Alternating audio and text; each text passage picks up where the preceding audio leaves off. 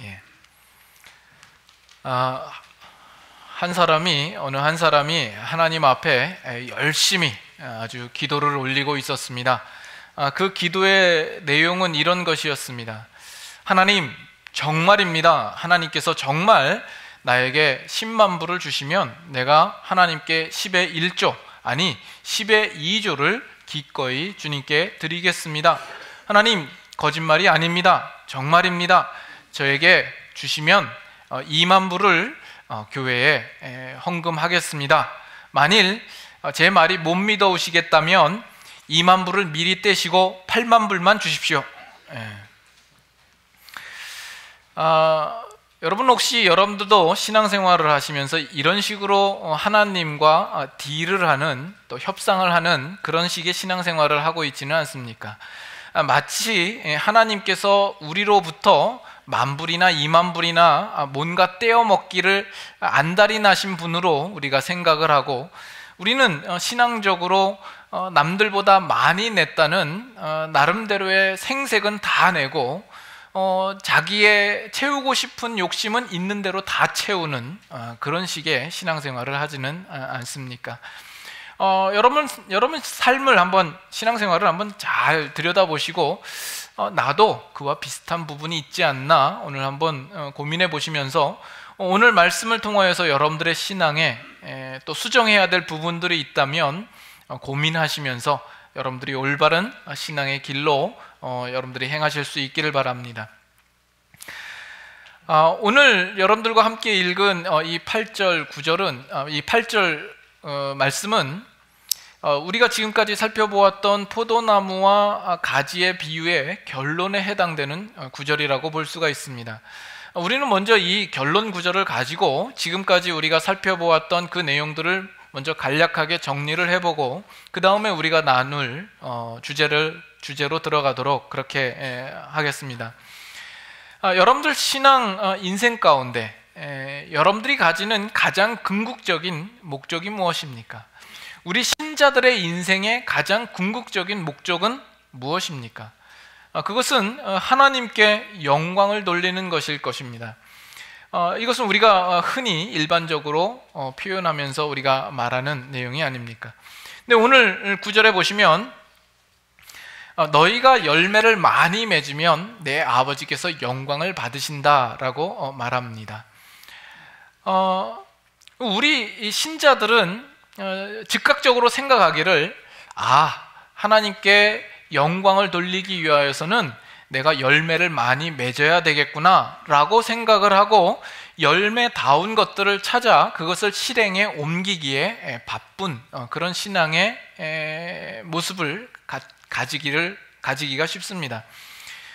가령 교회의 건축이나 교회를 세우는 그 일에 더욱 적극적으로 임한다든지, 헌금을 한다든지, 봉사를 한다든지, 전도나 선교를 하는 대로 나아갑니다.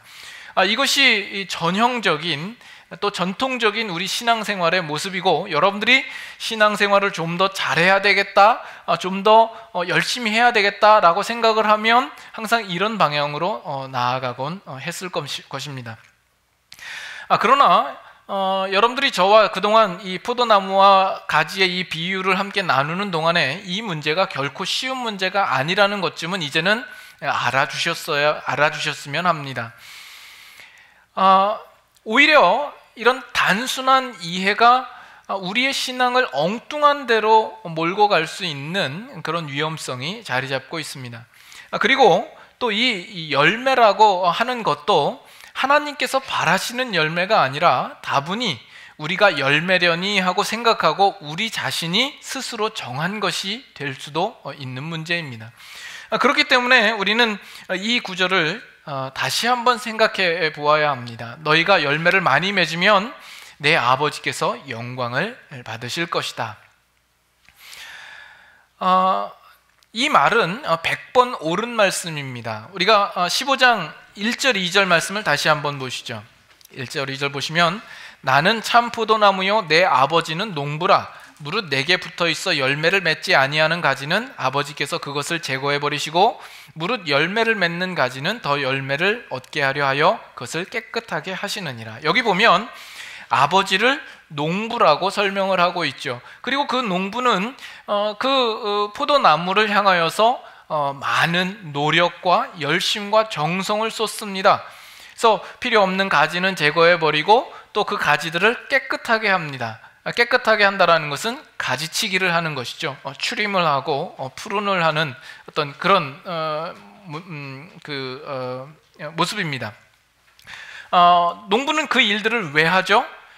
여기 2절에 보면 더 열매를 얻기 위하여라고 나와 있죠. 그래서 결과적으로 그 포도나무의 포도송이들이 알차게 그리고 많이 주렁주렁 열리면 그것을 보는 농부의 마음은 기쁘고 흡족하게 여겨질 것이 분명합니다. 그러면 이 열매는 어떻게 얻게 되는 것입니까?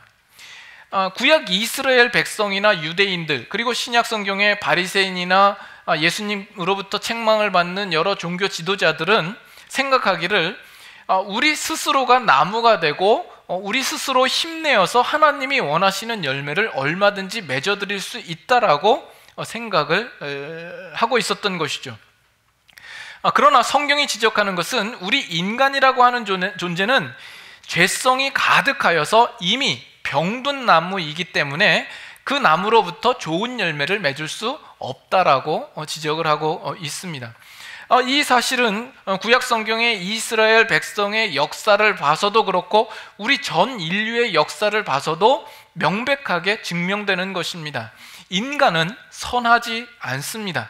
인간은 언제나 죄 가운데 있는 것이죠. 성경도 이야기하기를 모든 사람이 죄를 범하였음에 하나님의 영광에 이르지 못한다라고 분명하게 못을 박아 우리에게 말씀하고 있는 것이죠. 그렇기 때문에 인간에겐 더 이상 소망이 없어 보입니다. 좋은 열매를 맺을 수 없죠. 유일하게 한 방법은 그 나무 자체를 바꾸는 겁니다. 죄로 물든 그 나무를 바꾸어서 죄에 전혀 물들지 않은 그 나무를 가져야 거기로부터 좋은 열매를 맺을 수 있을 것입니다. 그것은 우리의 스스로의 힘으로는 불가능하죠. 그래서 예수 그리스도께서 참 포도나무로 우리에게 찾아오셔야만 했던 것입니다. 그래서 이 비유는 예수님을 참 포도나무라 이야기하고 우리는 거기에 붙은 가지로서 부름을 받고 있는 것입니다. 근데 재밌는 것은 그 열매가 맺힐 때를 보면 항상 그 가지의 끝에 열매가 맺히거든요. 그러면 우리는 착각하기를 그 열매를 가지인 우리가 맺었다라고 착각하기 쉬운 겁니다. 그러나 그 열매라는 것은 가지가 스스로 맺는 것도 아니요 맺을 수도 없는 것이죠. 그래서 우리는 우리 스스로 무언가를 했다라는 생각을 가질 수 없습니다. 그것처럼 교만한 것이 없는 것입니다. 그래서 이 포도나무와 가지의 이 비유의 핵심이 뭐라고 이야기를 했습니까? 우리를 향하여서 열매를 많이 맺어라라는 요구를 하는 것이 아니라 그 참 포도나무 대신 예수 그리스도에 우리가 얼마나 단단히 또 연합되어서 붙어 있는가 그것을 확인하고 거기에 거하라는 그 요구로 그 핵심을 이루고 있다라고 말씀을 드렸습니다. 그렇다면 이 비유 속에서 열매는 왜 등장을 하고 열매를 계속해서 강조하고 있는 것일까요? 여기에 열매가 등장하는 이유는 그 가지가 그 포도나무에 붙어 있느냐 아니냐를 확인하기 위하여서 등장하고 있는 것입니다. 그래서 열매가 맺지 않았다라는 것은 단순히 그 나무에 열매가 없다라는 문제를 지적하기 위함이 아니라 그 가지가 그 나무와 하나 되지 못하였다라는 사실들을 우리에게 말해주고 있는 것입니다. 그러나 이 문제는 이것과는 구별되어야 합니다. 우리가 그렇기 때문에 열매를 맺기 위하여서 예수님께 붙어 있자. 이것은 좀 초점과는 약간 빗나간 표현입니다. 마치 열매를 맺는 것이 우리의 궁극적인 목적이 되고 예수님께 붙어 있는 것이 조건이 되는 그런 식이 아닙니다. 오히려 우리가 예수님께 붙어 있고 연합되고 하나 되는 것이 목적이며 우리에게 축복이며 그리고 거기에 따라서 자연스럽게 열매는 결과적으로 나타나고 드러나는 식으로 우리에게 설명하고 있는 겁니다. 그렇기 때문에 우리는 우리의 시선은 열매로 향해서는 안 됩니다. 열매로 향하여서 내가 열매를 몇 개 맺었나 이거를 확인하는 대로 가면 안 되고, 우리는 예수 그리스도께로 우리의 시선이 모아져서 그 그리스도와 내가 어떻게 연합되고 어떻게 연결되어 있는가를 누차 확인하지 않으면 안 되는 것입니다. 그래서 지금 8절에 이 결론에 해당되는 이 구절을 다시 이해를 하자면 이런 겁니다. 우리가 아버지께 영광을 돌리기 위하여서는 결과적으로 열매를 많이 맺어야 하는 것이 분명합니다. 그러나 그 열매를 맺는다라는 것은 우리가 스스로 힘내어서 열매를 맺을 수 있는 것이 아니라는 것이죠. 우리는 그저 그 참 포도나무 대신 그 예수 그리스도께 우리가 연합되는 것이 가장 필수적이고 가장 중요하다는 대로 우리의 시선과 결론이 모아져야 한다는 것입니다. 이 결론만 듣고 나면 상당히 별 내용이 없어 보이고 참 간단하고 이해하기 쉬운 것 같은데, 그 앞에 설명되어지는 내용들은 상당히 장황하고 길게 설명이 되어져 있죠. 그러나 여러분, 이게 실력입니다. 여러분, 수학을 보면 구구단을 외죠. 구구단을 외고 있으면 어떤 곱셈도 쉽게 정답을 이끌어냅니다. 근의 공식을 가지고 있으면 2차 방정식의 근을 쉽게 찾아낼 수 있습니다. 그러나 그 공식이, 그 구구단이 어떠한 과정과 어떠한 이해 속에서 나왔는가를 여러분들이 가지고 있는 것과 그저 공식만 가지고 있는 것과는 천지 차이입니다. 그 과정을 이해한 자는 그것을 통하여서 다른 것에 더 적용을 하고 또 수학에 대한 이해의 범위를 넓힐 수 있는 장점을 가지고 있는 겁니다. 여러분들도 신앙도 마찬가지예요. 이렇게 설교를 통하여서 나오는 어떤 결과만을 얻고 돌아갈 생각을 하시면 안 됩니다. 그 결과가 나오기까지 그 과정들을 충분히 이해하고 그것을 자기의 것으로 소화할 수 있어야 됩니다. 그것이 여러분의 신앙의 수준을 높이는 것이며, 그것을 알 때에 여러분들이 성경을 보는 시각이나 여러분들이 이 세상을 살아가는 어떤 그 여러 가지 면에서 여러분들을 유익하게 하고 더욱 여러분들을 단련하게 할 것입니다.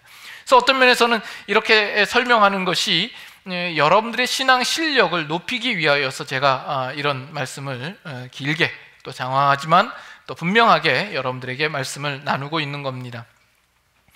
자, 그러나 이제 우리에게 보다 중요한 것은 뭐냐 하면, 우리가 이 비유를 그저 단순히 이해하는 데에만 그칠 것이 아니라 실제적으로 우리 신앙 인생 가운데 이 말씀을 우리가 어떻게 적용할 것이며, 또 우리가 하나님께 영광을 돌리는 그런 신앙 인생을 살 것인가 하는 문제로까지 우리는 가야 합니다. 어떤 면에서는 이것은 여러분들 이 한 해를 시작할 때 여러분들이 가져야 할 이 한 해의 소망과 목표가 되어야 하고, 여러분의 전 인생의 목표가 되어야 하지 않겠습니까? 하나님께 영광을 돌리는 여러분들의 인생이 되어야 할 것 아닙니까?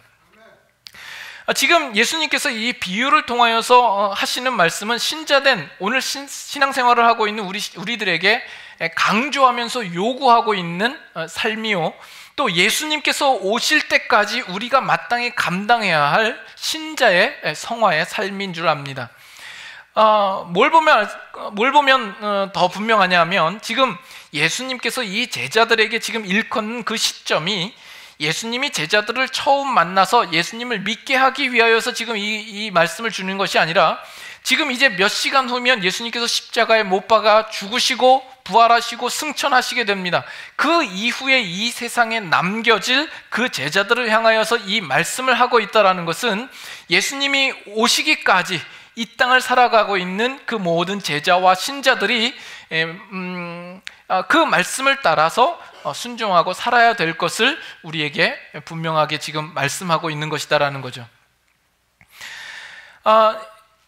그래서 이제 앞으로 여러분들과 이제 나눌 말씀은 제가 은혜롭게 듣고 또 통찰력 있게 보았던 그 말씀들이 있어서 그 말씀들의 흐름을 따라, 또 제가 여러분들을 생각하면서 저 나름대로 이제 살을 붙여서 여러분들과 나누고 싶은 말씀이 있어서 그 말씀을 나누고자 합니다. 먼저 에베소서 3장으로 한번 가보시죠.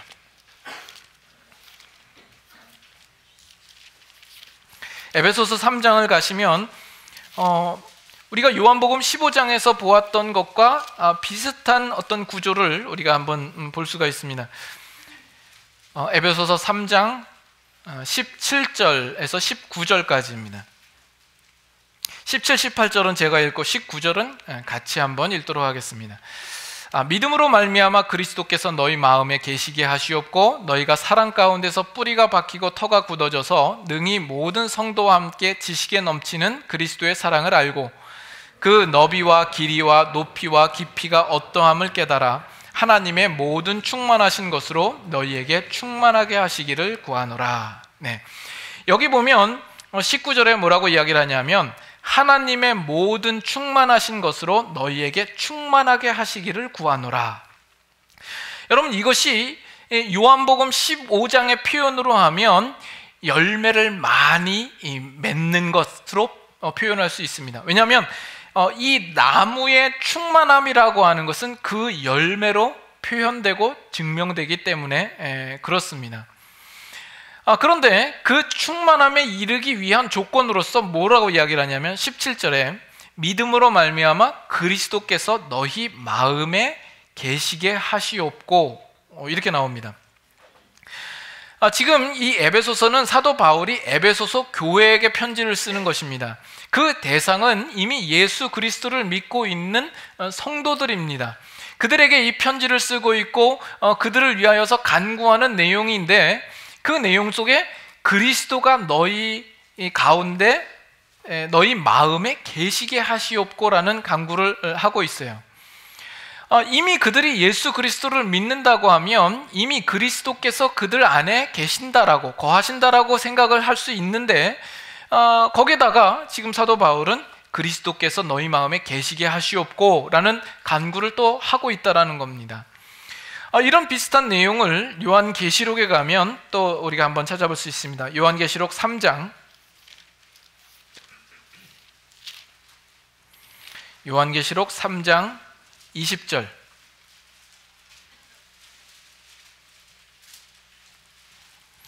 요한계시록 3장 20절 찾으셨으면 한번 또 같이 한번 읽겠습니다.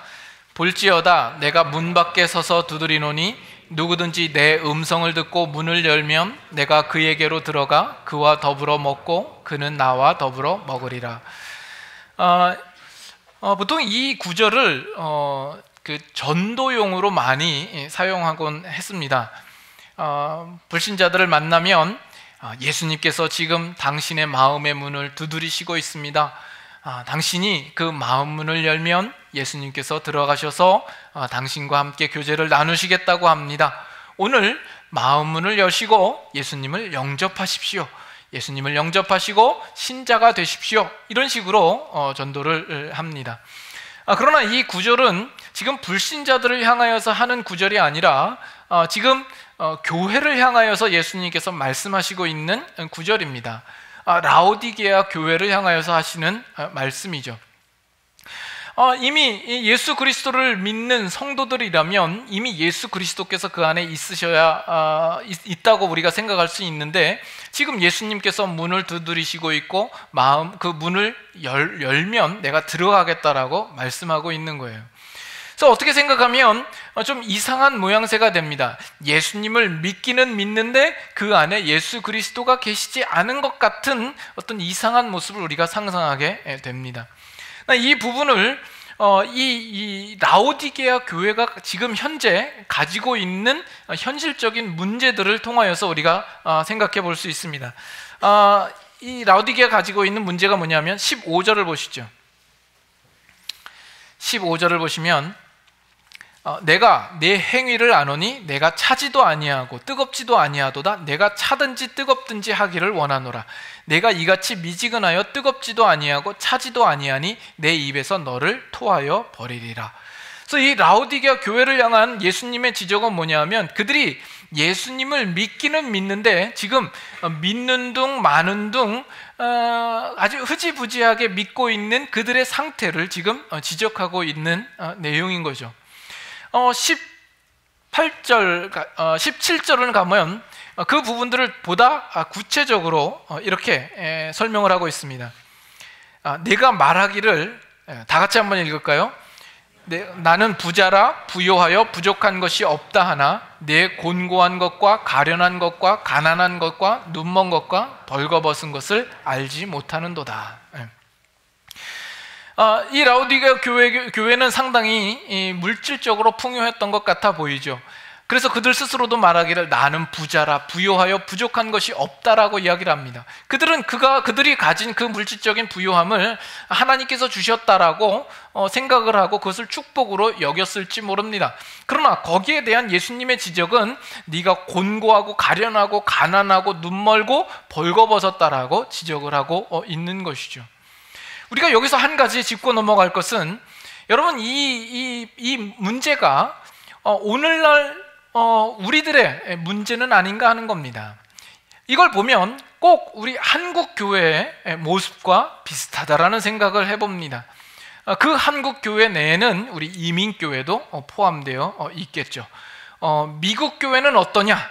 그건 모르겠습니다. 제가 미국 교회를 다녀보지를 않았고 깊숙이 들어가 보질 않아서 들어가도 영어를 이해 못해서 그 문제를 잘 간파하지 못할 것이라 생각이 되는데, 그거는 우리랑은 좀 거리가 있는 문제고, 오늘 우리들의 문제를 생각할 때 제가 알고 있는 한 이 한국 교회의 문제가 꼭 이 문제가 아닌가라는 생각을 가져봅니다.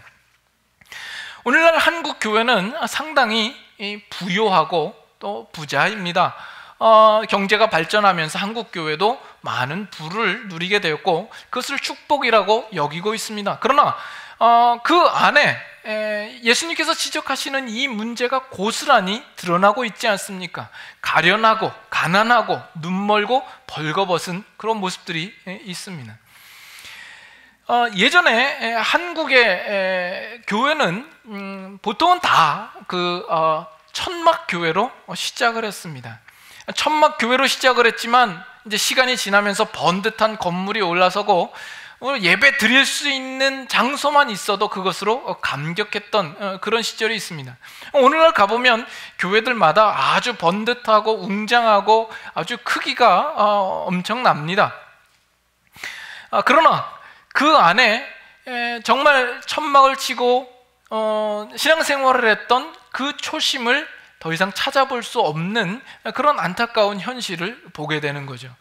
심지어 한국의 그 세계적으로 제일 큰 교회라고 하는 그 교회도 처음 시작할 때에는 천막에서 시작을 했습니다.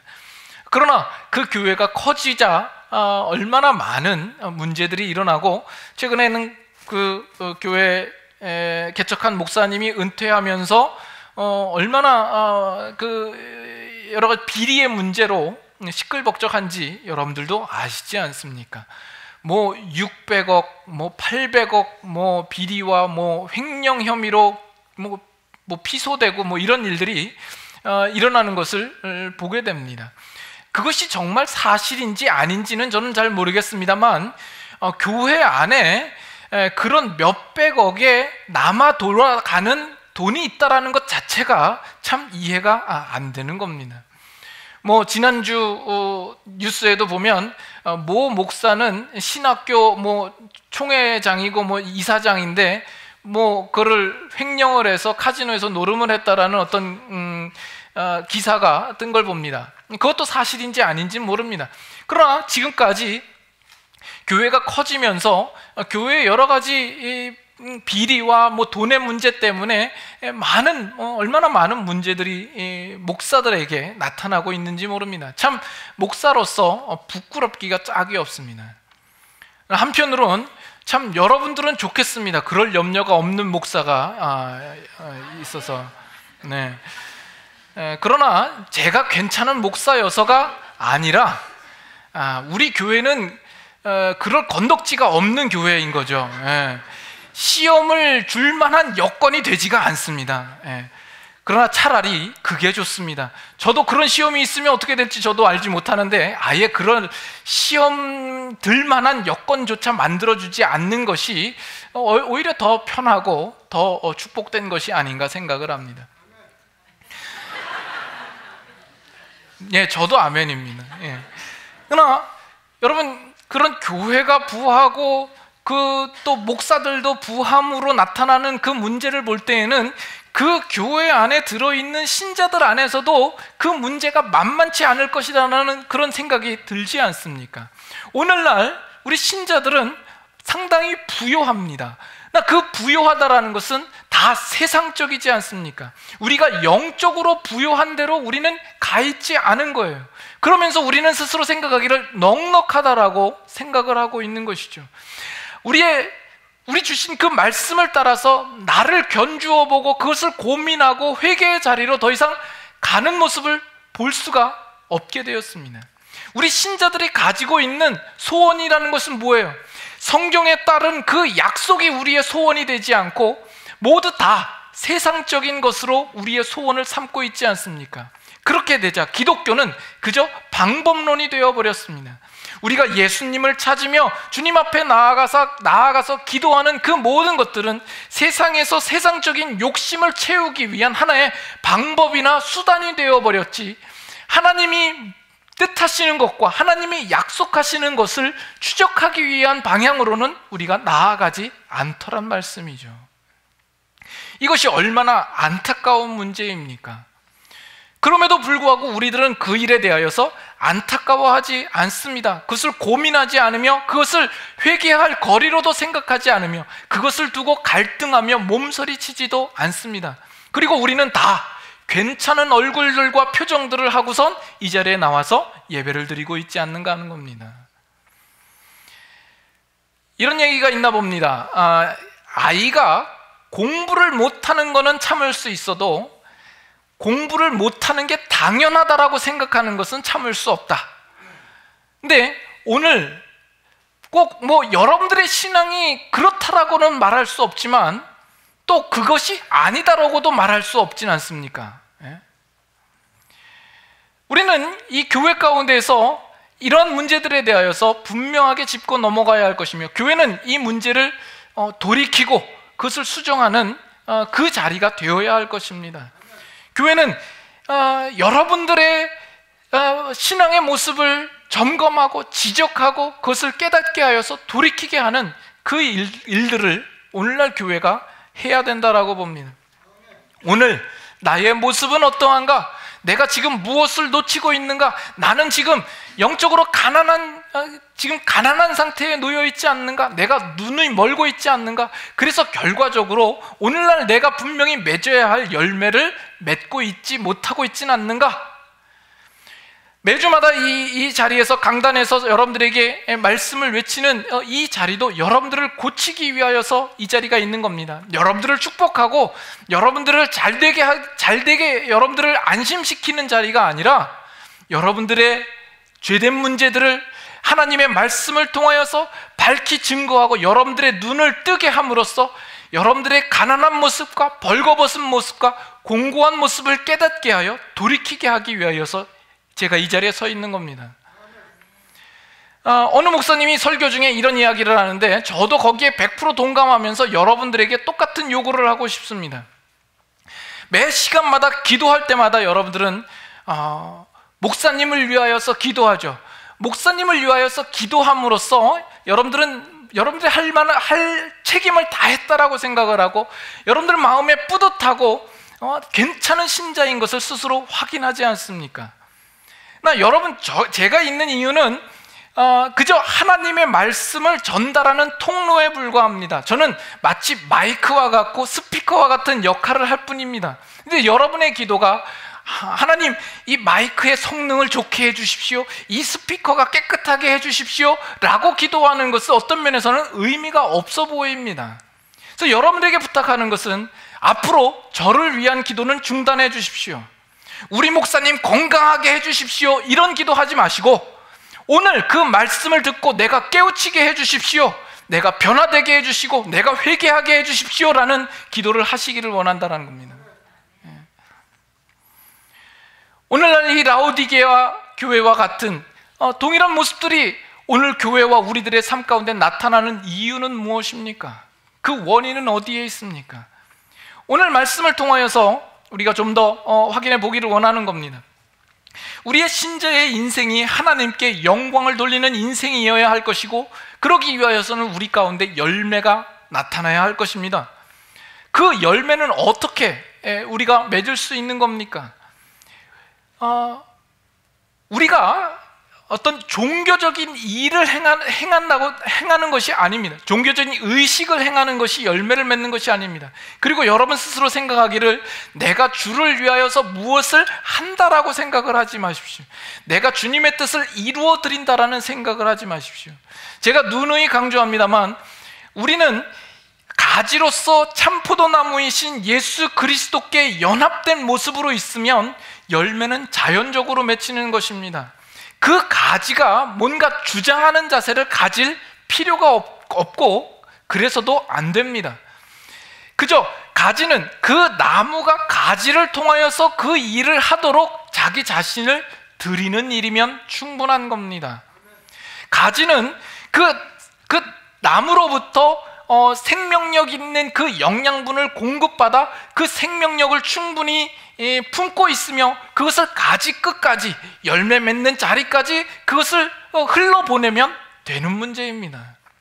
그래서 다시 말해서 우리의 삶의 열매가 맺기 위하여서는 오직 주인 되신 예수 그리스도께서 우리의 삶을 주장하시도록 하셔야 되는 겁니다. 그리고 우리는 우리의 삶을 기꺼이 그 앞에 드려야 되는 겁니다.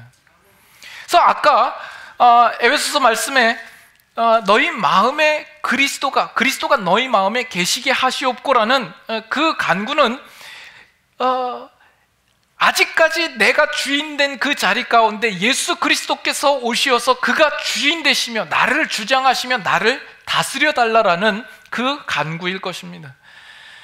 내가 문을 두드리노니 문을 열면 내가 그에게로 들어가 그와 더불어 먹고 마실 것이라는 이 말씀은 내가 주인된 그 자리에 예수 그리스도께서 들어오셔서 충만히 거하심으로 그와 연합된 관계 속에서 예수님께서 그가 하실 일들을 마음껏 하시도록 나를 내어드린다라는 그런 의미가 있을 것입니다.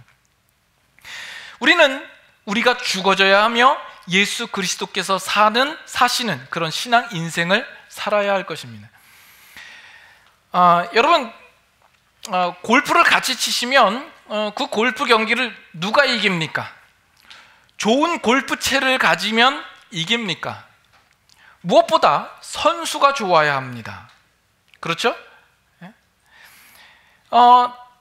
오늘 내가 골프채가 좋지 않아서 졌어 라는 것은 참 궁색한 변명입니다.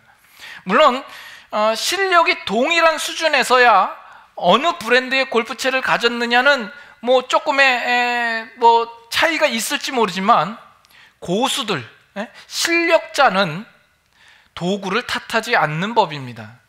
그것이 누구의 손에 달려있느냐에 달려있는 거죠.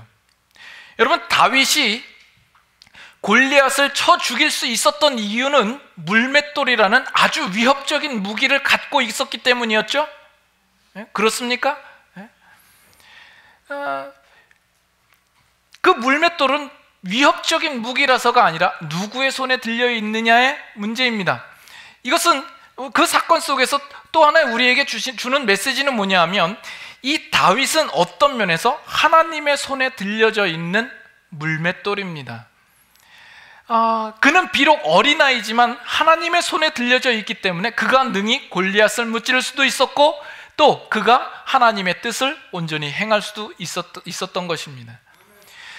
이 모세가 그 지팡이를 들고 많은 기적을 행했죠. 그러면 그 지팡이가 능력이 있고 마법을 행하는 지팡이였기 때문에 그것이 가능했습니까? 어떤 면에서는 거기서는 이 모세는 하나님의 손에 들려진 지팡이에 불과했습니다. 생명 없는 그냥 한낱 나무짝대기에 불과한 그런 지팡이였습니다. 모세는 80세에 부름을 받아서 입도 둔하고 혀도 뻣뻣하고 그런 상태의 모습으로 하나님 앞에 붙들림 바 된 것이죠. 그러나 하나님의 손에 들려지자 이 모세를 통하여서 그 많은 기적과 능력을 행하시고 하나님의 백성 이스라엘 백성을 애굽 땅에서 구원해내는 놀라운 역사가 나타난 것 아닙니까? 우리들도 어떤 면에서는 우리는 썩은 나뭇가지여서 나쁜 열매를 맺을 수밖에 없는 우리들입니다. 우리는 운명적으로 마른 나뭇가지가 되어서 불에 던져질 수밖에 없는 그런 정말 쓸모없는 나뭇가지죠.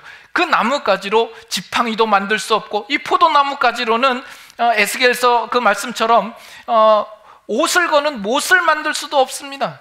너무나도 쓸모없는 우리지만, 우리가 참 포도나무이신 그 예수 그리스도께 접붙임 바 되고 그에게 붙어있게 되자 우리 가지를 통하여서 열매를 맺게 하시더라는 것이죠.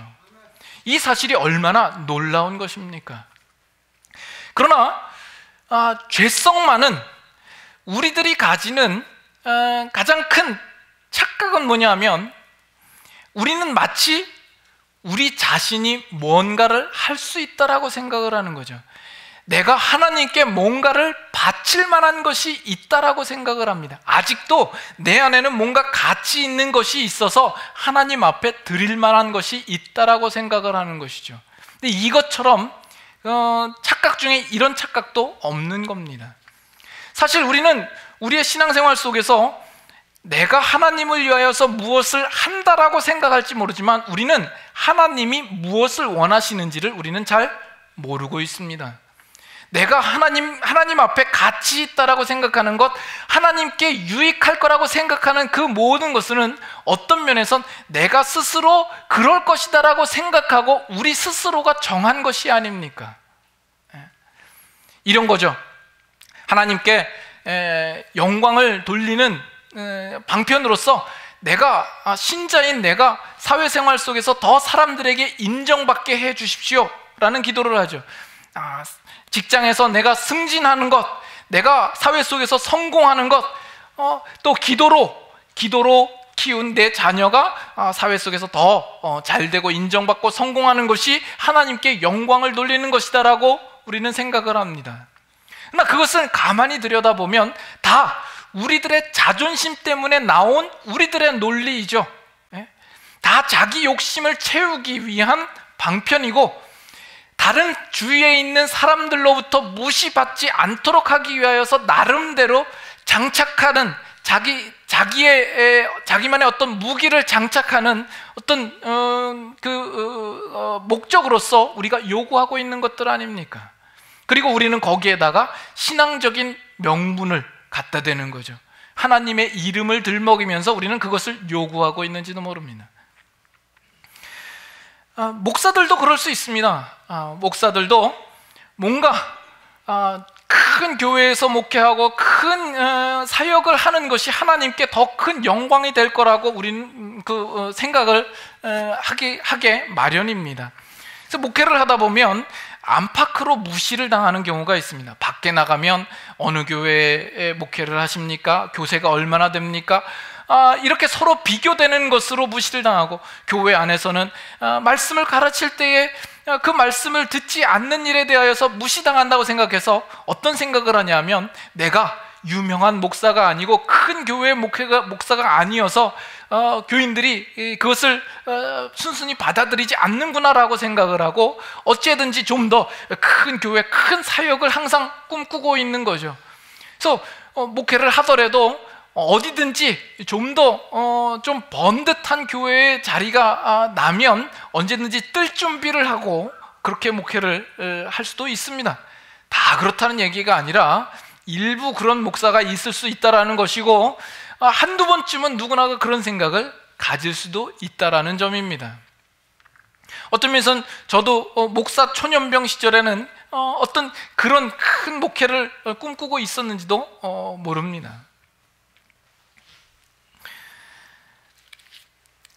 그러나 여러분, 우리는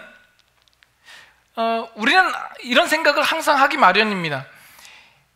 하나님 아버지께서 나를 통하여서 어떤 일들을 하시는 인생보다, 나를 통하여서 하시는 인생보다 내가 하나님을 위하여서 뭔가를 드리는 것이 더 낫다라고 우리는 항상 우기고 그렇게 생각하고 있는지도 모릅니다. 하나님의 뜻이요, 뭐라고 생각합니까? 하나님은 여러분들의 실패를 요구하실지도 모릅니다. 여러분들이 망하는 것을 원하실지도 모릅니다. 하나님은 우리의 낮아짐과 평범함을 요구하실지도 모릅니다. 하나님이 우리에게 요구하는 것은 우리가 하나님을 향하여서 무언가를 해드리는 것이 아니라 우리가 그 하나님 앞에 철저하게 복종하는 것이요, 완전히 항복하는 것이요, 하나님께서 쓰시도록 나를 드리는 것을 원하시고 계십니다. 그래서 마치 우리가 가지로서 우리가 가지로서 그 포도나무에 붙어 있어서 우리는 그저 그 포도나무에서 흘러나오는 영양분을 충분히 간직하고 있는 그 모습으로서만 우리에게 요구하고 있는 겁니다. 그래서 안 목사도 이 시골에 있는 네이버비를 항상 시골이라고 그래서 기분 나빠하지 마십시오. 여기서 목회하는 것에 대해서 제가 불만을 가지고 있거나 못마땅하게 여길 필요가 없습니다. 나 정도 되면 좀 더 큰 물에서 놀아야 되는데 하는 그런 생각을 가질 필요가 없는 것이고, 그런 생각만큼 교만한 것이 없는 것이죠. 그래도 이 지역에서는 우리 교회가 크다라고 하지만 그 교회 몇 명의 문제가 아니라 나는 그저 하나님이 허락하신 그 생명의 복음을 가지고 그 생명력을 전달하는 자로 성실하게 서 있으면 하나님께서는 그 일들을 통하여서 얼마든지 하나님의 방법으로 열매를 맺게 하시며 영광을 얻게 하실 것이다라는 것이죠. 여러분, 아멘입니까? 그러나 남의 인생이고 목사님 인생이니까 쉽게 아멘이 나오죠. 여러분 자신을 두고 생각을 해보세요. 우리는 생각하기를 내가 만족스럽지 못한 일에 대하여서 여러분들은 인정하고 싶지 않을 거예요. 하나님이 나를 이렇게 힘없는 모습으로 살게 하시는 것에 대하여서 여러분들은 싫으시죠. 우리는 작은 부분에서조차 하나님 앞에 드리기를 원치 않는 모습일지 모릅니다. 빌립보서 2장 한번 보겠습니다. 빌립보서 2장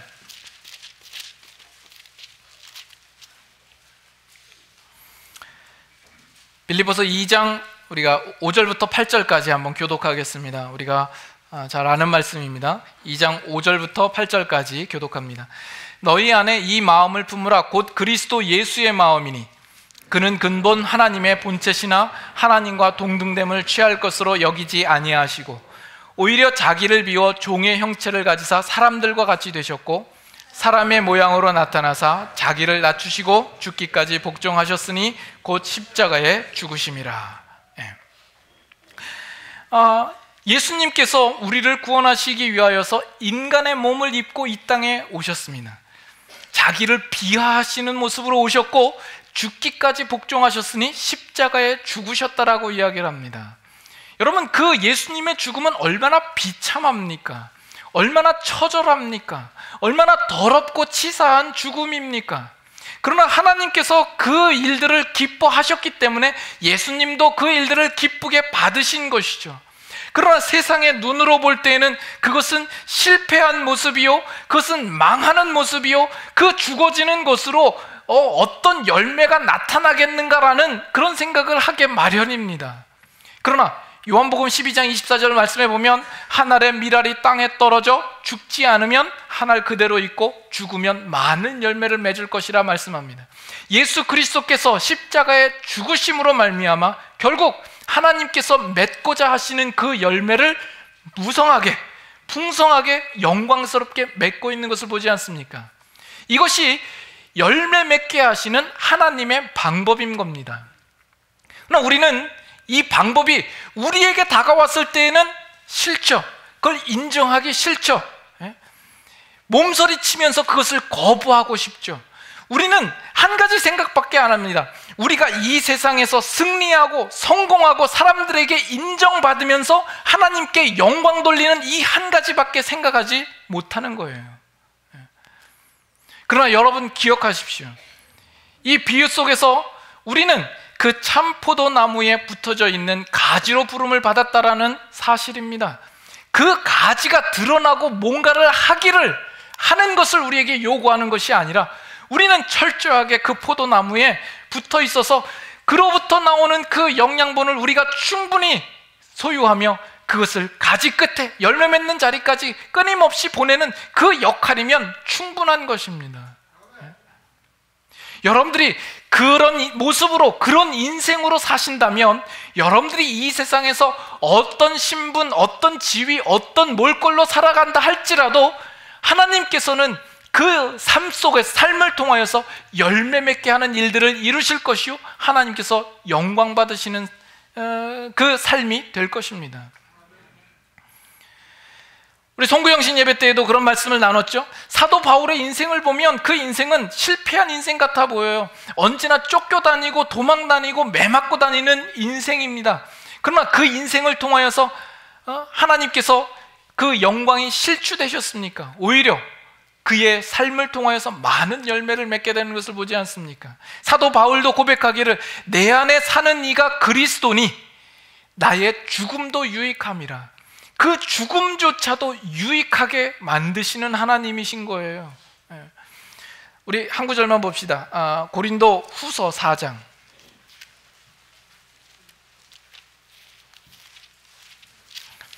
고린도 후서 4장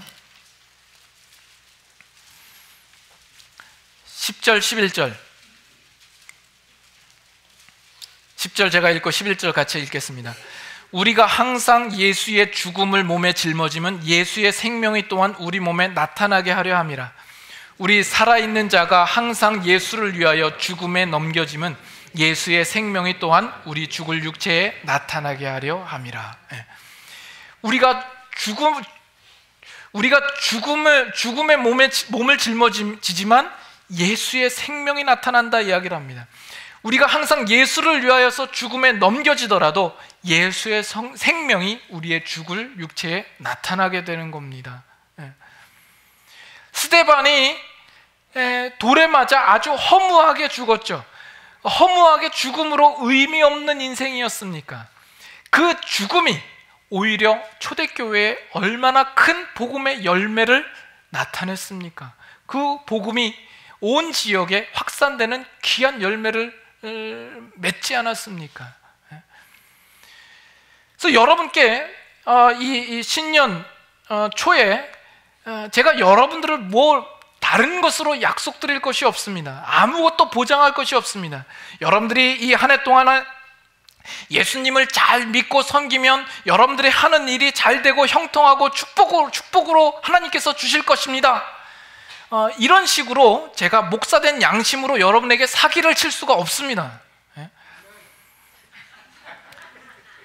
그러나 제가 한 가지 약속할 수 있는 것은 여러분들이 예수 그리스도의 생명을 짊어지고 예수 그리스도 안에 거하면, 예수 그리스도께서 여러분 안에 거하시면 여러분들이 살아가는 그 삶 속에 하나님께서는 분명히 열매를 이루어내실 것이고 하나님께서 영광을 받으실 것이다라는 겁니다. 이것은 세상도 막을 수 없는 것이요, 그렇기 때문에 여러분의 인생이 어떠한 일들을 당한다 할지라도 여러분들은 그 일들로 절망하거나 좌절하거나 슬퍼할 것이 아닌 것이 되는 겁니다. 여러분의 존재와 여러분의 삶을 통하여서 열매가 나타나기를 원하고 그것으로 하나님께서 영광 받으시기를 주님의 이름으로 축원합니다. 우리 찬송 한 구절, 찬송 한 장 부르시고 마치도록 하겠습니다.